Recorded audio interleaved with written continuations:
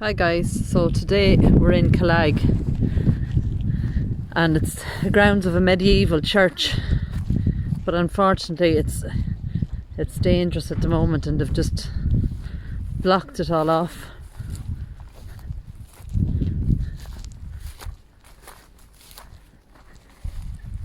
And it was part of on the grounds of a manor, and I'll find the name online on a photo, but it was Ballymajor or something along those lines. But what we'll do is we'll have a walk around and have a look at some of the headstones. And it was actually, I think Devricks is the name of the family from the estate. And this is John Devricks. Someone has tried to, I think it's with chalk, they outlined it. 18, just there, 1805 maybe, or 1885. He was only 26. And there's Nicholas Devricks. Nicholas died, sorry, 1805 I think it was, age 26. But it's completely overgrown.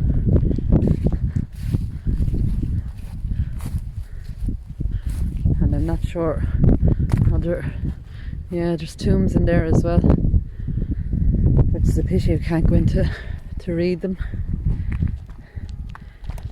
This is Dennis and Edward Gouch, it looks like. Edward was 18.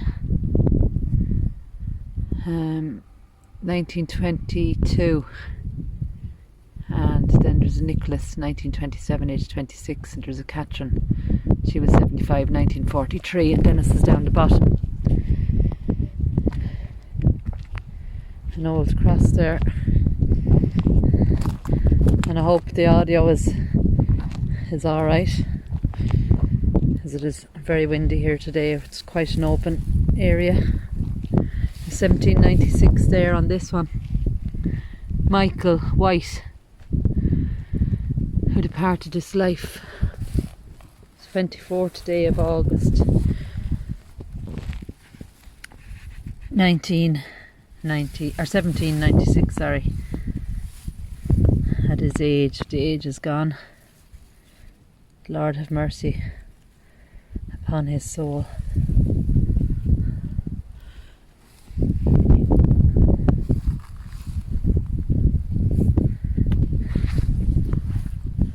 You see the doorway there, and a little window.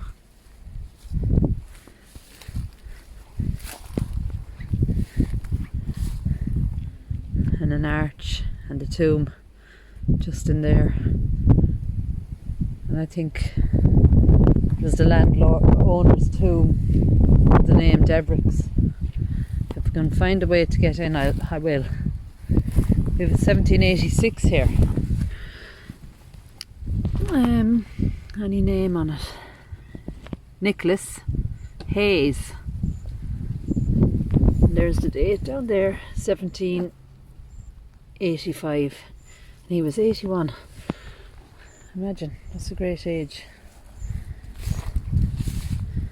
This is very overgrown.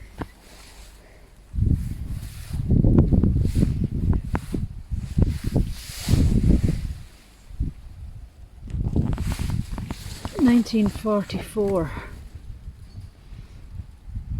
Is it Sarah? Sarah there. Erected by Sarah and John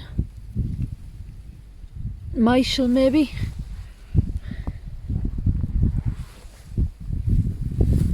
Right guys, we're in. I was able to manage to get in behind the iron fence that's around it. Oh, but look at, it's totally overgrown. There's a tomb there and a beautiful monument there, and you can see what's remaining of the ruins of the church. And that's a pity now. It's completely gone, overruined. There's That's possibly why it's completely sealed off. But I had to get in to show you the inside anyway. We have the tomb there, but no, I can't see that at all, and it's just totally overgrown, which is a pity.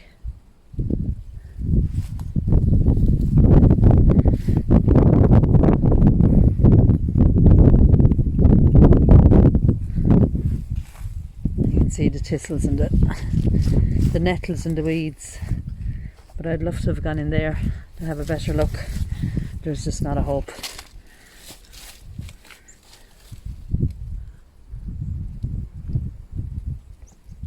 And just on the wall here I find this: in loving memory of Nicholas Furlong Redmore and his wife Mary Furlong. Rest in peace. There's no dates on that.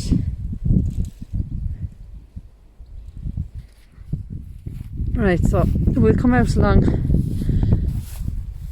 These two are in the corner, and they look like they've been well looked after. Erected by John Cavan in memory of his wife Annie. September 1905, only 24 years of age, and also her son James died in 1998, 86, and that's beautiful. I hope you can see that.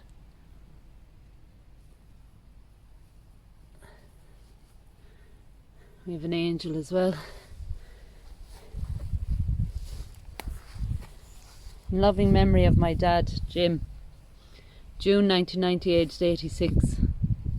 Rest in peace. And I see someone has come along with chalk again to outline it.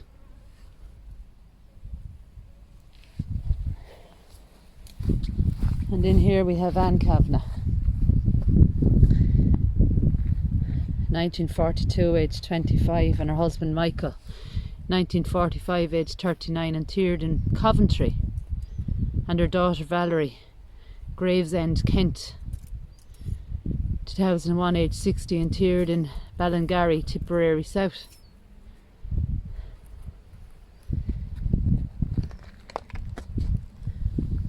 A little tribute, small and tender, just to say we will always remember.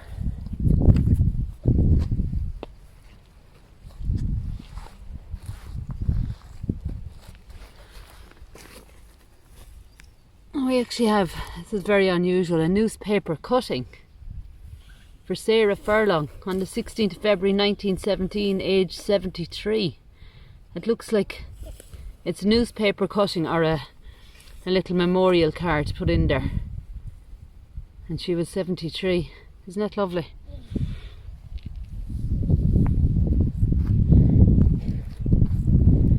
But as you can see, it's such a pity. Look at that for a church. And it was amazing at some stage.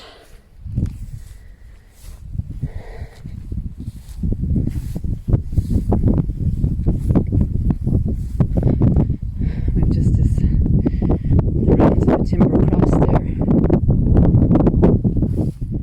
So I'll make our way around. There's a lot of headstones that can't be read. There's chalk there again on those, so I'm trying to read them, or, well, I'm not sure actually.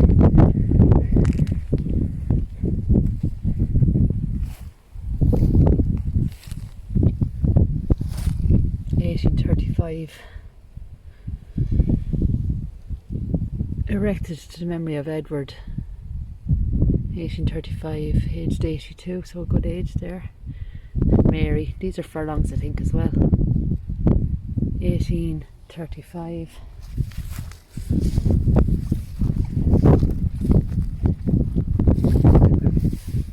Mary Stafford.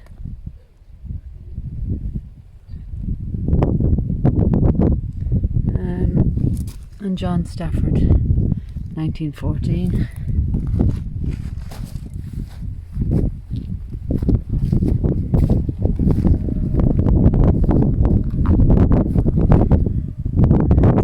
There, 1865, lovely cross there.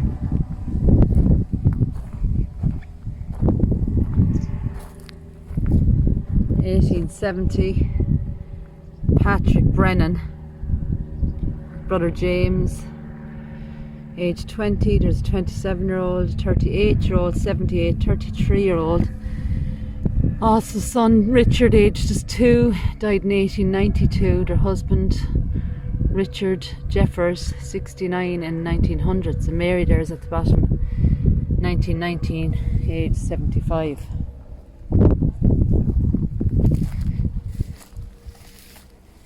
See all the liching on that one, it's completely unreadable.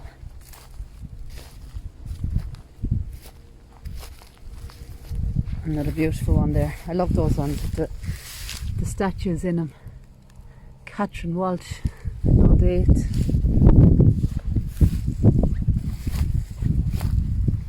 Anastasia Coff, died 1891, age 77. You see the chalk on that again. Thomas Coff, who departed this life 23rd December 1881, aged 81. And William, who died in America June 1868, aged just 20. So I've never seen that before, where someone has had chalk to read headstones, and I don't know whether it's a good idea or a bad idea. Joseph Kendrick, 1945, age 66. His wife Margaret, 10th of September 1950, age 66. And baby William, who died age 6 weeks. So very sad there for Joseph and Margaret to lose their little baby William, aged just 6 weeks old. But it's lovely to see that they've remembered him, and we remember them as well. We've Margaret Sheridan here, 1888. And there's a necklace there, and there's the chalk again. Catherine Whelan, 1918, aged 40. Also her husband John, 1945, aged 79.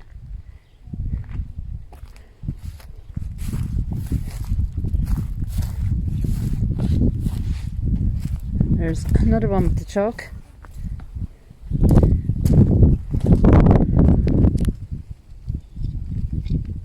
I think it's Mary Ann.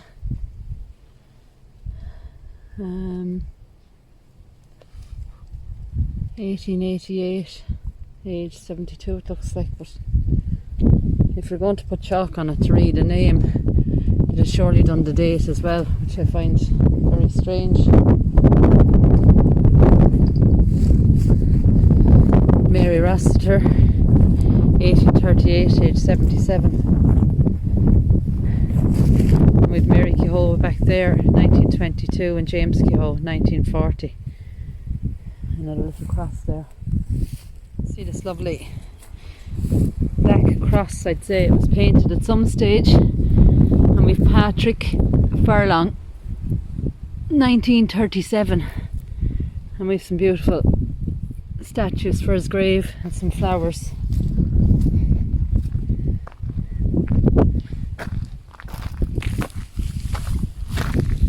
Oh. Look at this one, right in at the ditch.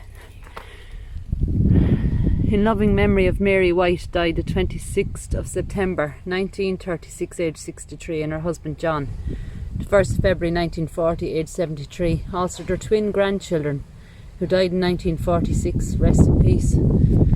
So that's very sad. So Granny and Grandad and their twin grandchildren are here.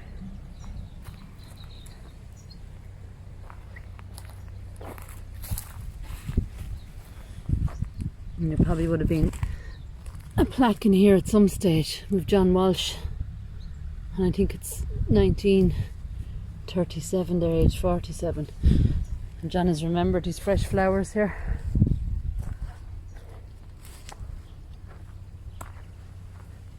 William Summers, 1946, and his wife Mary, February 1947. So someone has redone a plaque and put it, that would have been, the cross would have been the original, and then they've put a new plaque to remember him, and that's always lovely to see. So I've never seen anybody using chalk, and well, if you have ever seen it yourself, just comment down below. But I find it strange, but maybe it's something that actually helps to read, and I suppose it certainly did for me today. We've Margaret Doyle and Thomas, 1908 1941, their son Thomas 1951, Mary O'Connor 1957, James 1916, interred in France. Wow. So he's remembered here in Wexford, but he's buried in France. Now look at this one. Maria Sinnott Millview, who died young. Isn't that beautiful? And we're quite near Kilmore Quay, and these are typical stones that you'd find down there, so I wondered, did they bring them back for Maria and made this little memorial for her. It's beautiful. So guys, not a lot here, and unfortunately I couldn't get in to see that, the main monument, and then it's extremely windy here as well, which doesn't help with audio. But we'll do our best. I'll just make my way up here. We see if we can get a better look inside. Oh, look at, there's that monument there in the centre, and you can see the thistles, which is sad because somebody has family in there, and it wouldn't take that long to trim it back with a weed eater. But we see it a lot in these old medieval churches that are just not looked after. And actually way off in the distance there you can see that they're sand dunes for Kilmore, and we're kind of in the middle of a farmer's field. There's actually a plane flying overhead at the moment, and you can see, look at that, they're windmills or wind turbines, and there's a lot of them around this area as well. So for now guys, anyway, we'll talk to you soon. God bless and take care.